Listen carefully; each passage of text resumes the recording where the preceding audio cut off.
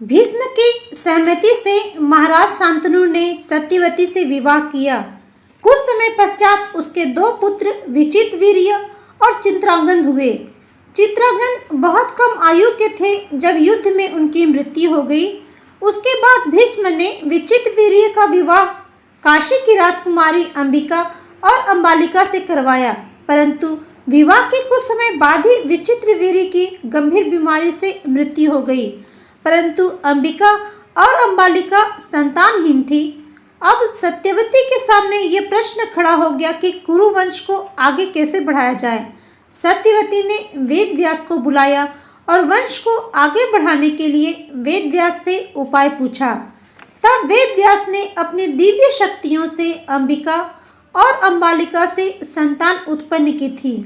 कथा मिलती है कि अंबिका वेद व्यास का तेज सहन नहीं कर सकी और उसने अपने नेत्र बंद कर लिए थे, इसीलिए उन्होंने एक अंधे शिशु को जन्म दिया था जिसका नाम धृतराष्ट्र रखा गया। दूसरी राजकुमारी अंबालिका भी डर गई थी और उसका शरीर पीला पड़ गया था, इसीलिए उसने एक कमजोर शिशु को जन्म दिया जो बाद में पांडु के नाम से जाने गए।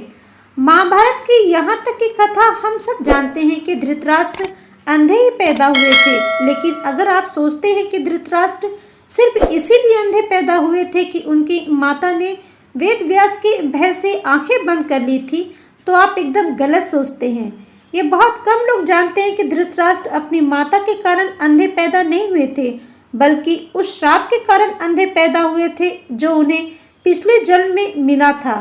क्या श्राप था और किसने धृतराष्ट्र को अंधा पैदा होने का श्राप दिया था, ये बहुत ही आश्चर्यजनक कथा है। तो चलिए हम आपको बताते हैं, पर आगे बढ़ने से पहले मैं रिक्वेस्ट करूंगी, यदि आप चैनल पर पहली बार आए हैं तो प्लीज़ मेरे चैनल को सब्सक्राइब ज़रूर कर ले। सब्सक्राइब करने के बाद नोटिफिकेशन बेल को ऑल पे सेट कर दें ताकि वीडियो से जुड़े सारे अपडेट आपको मिलते रहें। धृतराष्ट्र अपने पिछले जन्म में एक बहुत ही दुष्ट राजा हुए थे। एक दिन वह वन में विचरण कर रहे थे, तब उन्होंने देखा कि एक नदी में हंस अपने बच्चों के साथ पानी में विचरण कर रहा था। उस समय उन्होंने अपने सैनिकों को आदेश दिया कि हंस की आंख फोड़ दी जाए और उसके बच्चों को मार दिया जाए। उसके सैनिकों ने ऐसा ही किया, परंतु उस समय हंस ने श्राप दिया कि अगले जन्म में तुम अंधे पैदा होंगे और तुम्हारे पुत्र भी उसी प्रकार मृत्यु को प्राप्त होंगे। इस कारण धृतराष्ट्र अंधे पैदा हुए थे और उसके सभी पुत्र उसी प्रकार महाभारत के युद्ध में मृत्यु को प्राप्त हुए जैसे उस हंस के बच्चे को मृत्यु मिली थी।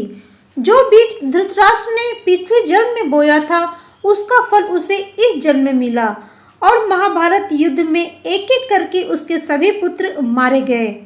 महाभारत युद्ध के बाद धृतराष्ट्र और गांधारी पांडवों के साथ एक ही महल में रहने लगे थे, लेकिन भीम अक्सर महाराज धृतराष्ट्र से ऐसी बातें करते थे जो उन्हें चुभती थी।